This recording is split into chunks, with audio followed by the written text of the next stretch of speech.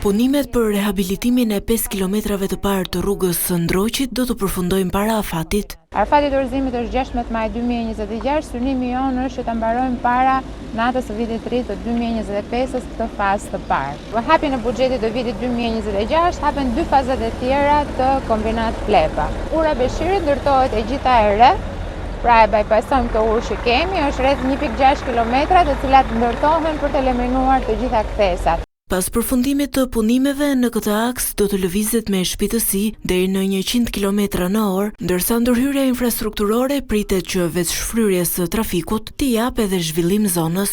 Kjo do të jetë një rrugë e kategorisë C dhe shpejtësia në këtë rrugë shkon deri në 100 km, sigurisht duke respektuar të gjitha rregullat e sigurisë rrugore dhe duke pasur parasysh që kjo është një zonë me dëmësi shumë të madhe banimi apo biznese. Ne besojmë shumë që zhvillimi i turizmit do jetë shumë pozitiv edhe për ekonominë e qytetit, edhe për ekonominë familjare këtu, pasi është një zonë që do përfitojë shumë nga rritja e turizmit dhe nga flukset që shkojnë drejt Tiranës apo Durrësit. Paralelisht po punohet për zgjerimin e autostradës Tiranë-Durrës.